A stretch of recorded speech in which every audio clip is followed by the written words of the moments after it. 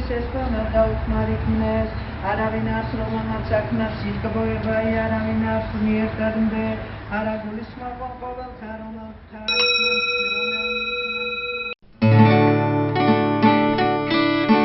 Даниил Андреев мечтал об Индии, писал стихи о ней на свободе и в долгом тюремном заключении.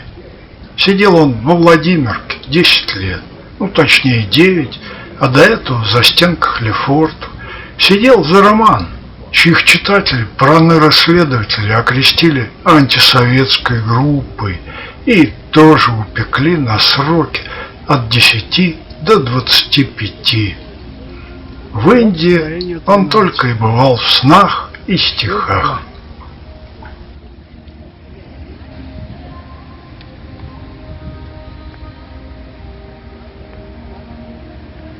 Да, сюда.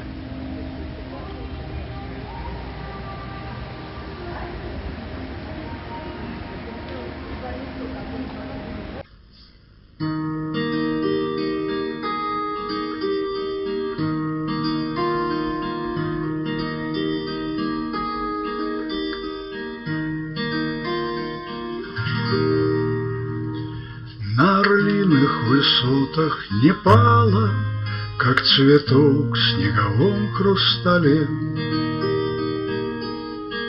вся в заоблачных снах увядала моя прежняя жизнь на земле.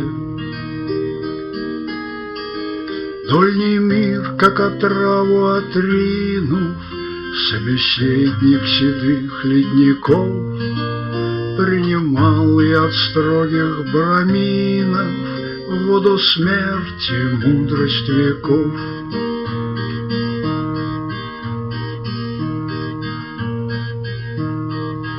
Праздно билась о горные стены и, отхлынув, терялась вдали. Индостана народная пена, трубы войн, рокотание земли.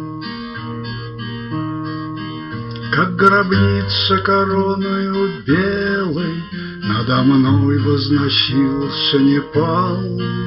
Стыло сердце, душа леденела, и блаженный покой наступал.